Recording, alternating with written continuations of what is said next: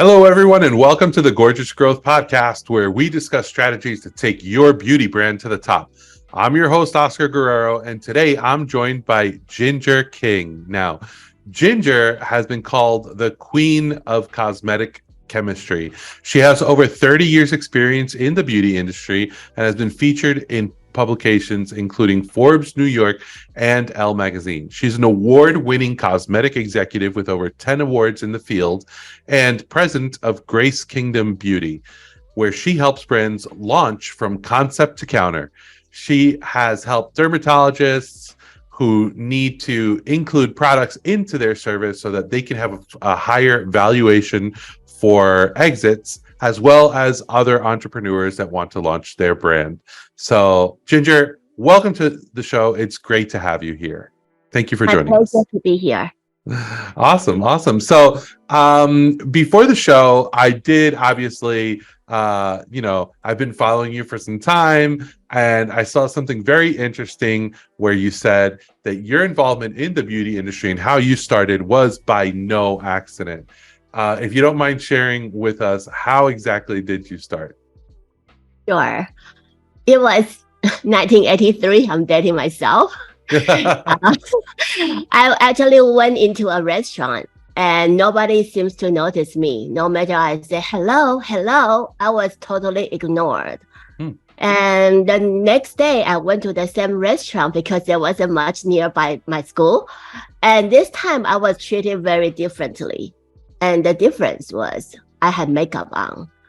And at that time, I realized the power of makeup, how it transformed a person's appearance and also boosted the confidence. So I wanted to become I wanted to become a makeup artist. However, because of my Asian background, I was expected to, if you don't have a PhD, at least get a master's degree. So when the cosmetology school called me, my family actually told them, Ginger, oh, you got the wrong number. So I was crying for days. Oh. Then I decided, fine, if I cannot become a makeup artist, why don't I be a cosmetic chemist? Because majoring in science will make my family happy. So that's how it started. Oh wow, that's amazing. That's great to hear. So I see that you have extensive experience. You've worked for Estee Lauder and other brands and companies. So, and I'm sure that you've helped many brands launch. Could you share with us some advice on the first steps someone would take if they're considering starting a beauty brand?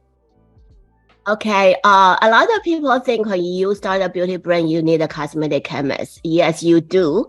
But there are things that before you even have a cosmetic chemist that you need to think about.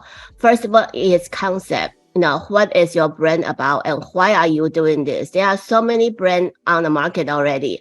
Unless you have a very compelling reason, your emotional why, don't start it just because having a brand is easy, just like having a baby is easy, but it's what you're gonna do after you have the brand.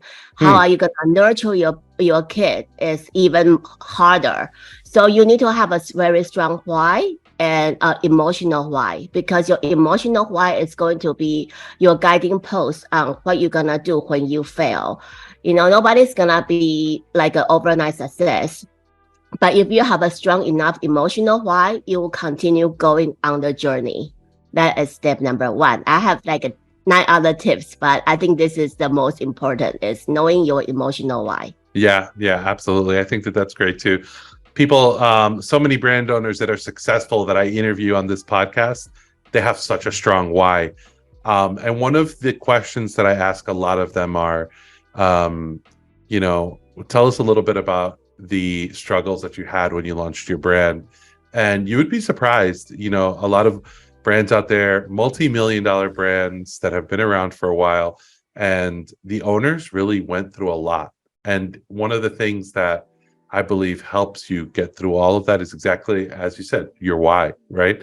Simon Sinek, for those of you who have never heard him or watched him, I strongly recommend you Google "What is your why" by Simon Sinek, and he's got a great TED talk on that. So yeah, I agree 100%. That is definitely one of the most important things that you have to define. And I think the other part of that that's super important as a brand is sharing that with the world, because the more that you share that, the more that you resonate with the people that you want to join, you want to enter the community that you serve, right? So I have a belief, and that's kind of like your vibe attracts your tribe, and that's definitely part of that. So being involved in the beauty industry in today's day and age, um, what do you see as the biggest challenge when somebody wants to enter the industry? When people want to enter the industry, there's actually a few things. This is not really specific to beauty, but even for any other industry is first one is you know what you know your skill, you know your trade. The another thing is you know what you don't know, and this is where you really need to find a consultant who has been through what you want to do to help you. The third thing is you don't know what you don't know. And this is even more important that you really work with people who knows what they are talking about. And there are so many people can give you opinions, your family can give you opinions, but unless your family is in the beauty business, unless your family has proven success in the beauty sector, you really don't want to listen to them. Yeah, absolutely. And I believe that applies everywhere. I go through this struggle all the time, believe me. So as an agency owner that focuses on email and SMS marketing, I talk to people all the time who are like, "Well, I have my brand and everything, and I know how to send email. I can send an email."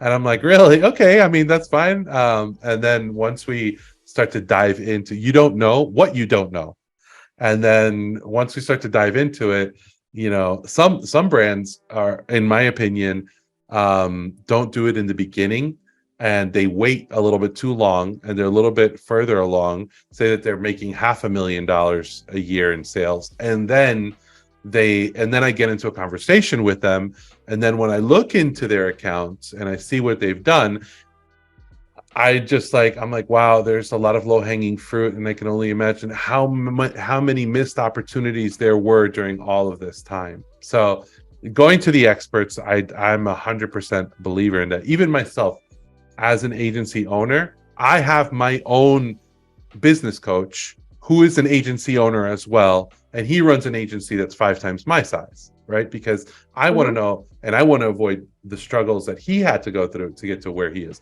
Doesn't mean that I don't fail, doesn't mean that I don't have struggles, but at least it helped, right? So 100, I believe with you 100%. Seek out an expert. I think that's great advice. So where do you see the industry heading in, like, say, the next 5, maybe 10 years? You will see more customization just because people want to feel special. You will see people wanting more and more of just one product, like a rock star product, just to simplify their life as well. But it has to be specific. You will probably also see a lot of AI-driven formulations. AI has been playing a big role in business, and it can trickle down to products as well. Oh, wow. So as a cosmetic chemist and someone who's very familiar with product, where do you think we are right now with AI? Have you tried to anything in that sector? Yes, I've tried to play with it just to see how good of a cosmetic chemist is AI. I can say they are 40% there. I mean, Okay. obviously they are not expert in, they don't have the day-to-day experience because a lot of cosmetic chemistry is trial and error. So, but they are pretty good, 40% there. So I would think with a few more years, We'll they be can there. formulate products. That's going to be amazing. I agree with you 100%. I believe that AI is going to revolutionize absolutely everything, and it will trickle down to product as well. Absolutely. Mhm. So let's talk a little bit about Grace Kingdom Beauty. So, and what services do you offer? Sure. I've been running the consultancy for about 10 years. So what I do is I call it the BPB process. B is brand development. I help clients from concept to launch, including formulation. Concept is extremely important, and that's the first step I want the clients to start working with me because developing a product is actually fairly easy. Down the road, AI can do the product for you too. But the concept is very important. The concept is differentiating you from all the others. It give you the competitive advantage. And yes, there are people who say, well, I have my marketing company, my marketing agency do it for me. But the thing is, your marketing agency may not have the greatest technologies available because a lot of things they are privy to cosmetic chemists only due to liability reasons. So I would much prefer a cosmetic chemist do the product development piece for you than a marketing agency. And I do that part for you. So I actually helping you to define your mission, your vision, what kind of product you should be making, your proprietary technologies, that is your unique secret sauce, and also what kind of pricing you should be offering, the packaging, distribution channel, and what kind of PR outlet, what kind of philanthropy. I kind of start with an end in mind. A lot of people always say, oh, I just want to sell starting from my website, starting in my doctor's office. However, if you have remotely any idea that you want to go to Sephora, you want to go to Ulta one day, you really need to have your cost of goods done right in the first place, because retailers take 60% of your product margin. So you don't want all the big guys knocking on your door, and every time you sell, you lose money. So that's the brand development piece. Then I go into prototyping. Prototyping is I'll do the back and forth with you up to 3 times. Actually, my track record is I get my approval on the first shot. And it's called the prototyping. And at this stage, depending on your budget, we have other ways of working out. And if you continue working with me, I call it a buyout. Buyout meaning I'll be doing stability testing, helping you with the micro, writing out your ingredient deck, your marketing bullet points, and you get to own the formula. There are a lot of beauty of owning the formula, because once you own the formula, it belongs to you, that you are more attractive to investors. Another thing is how I work differently than most of other consultants is that I break up my services. BPB. Of course, I want you to go through the entire process.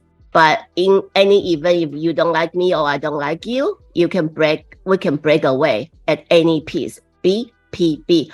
Brand development, prototyping, or at the buyout stage. I call this happy divorce, because I believe when you are in business, you're having a business partner, even though non-equity, but we need to be in alignment. So I give it an easy out. And so I don't kind of hold you hostage. If anything doesn't work out, there's a way of leaving me. But so far, nobody does that. Oh, that's good. That must mean that they're happy with the services. Yeah. That's awesome. So if somebody wanted to work with you or have a question for you, where would be the best place that they can get in touch with you?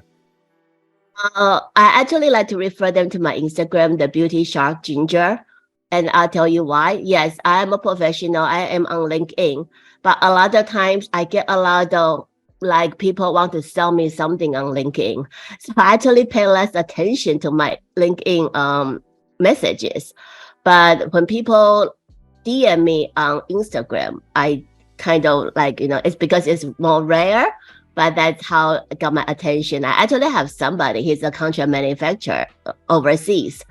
He said he tried to send me messages through LinkedIn, and I did not respond. And then he messages me on Instagram, and I'm doing some business with them right now. Oh, wow. Okay, that's awesome. Yeah, I forgot to mention that. I noticed you have over 20,000 followers on Instagram. That's amazing. Congratulations on that. That's my preferred platform, and it's less noisy than LinkedIn, just because LinkedIn, everybody knows it's a business channel. You get tons of messages every day compared to a more social platform. And actually on a more social platform, you get to know my personality, you get to know me more as a person. And this also goes back to, how when you do the brand development, your founder story is important, because people work with people who they know, like, and trust. Yeah, absolutely. And then I see that was the name the Beauty Shark Ginger, which is your Instagram handle. Was that inspired by Damon John? Of course, definitely. Yes. I see that he gives you a lot of endorsements. That's awesome. Yeah. That's great.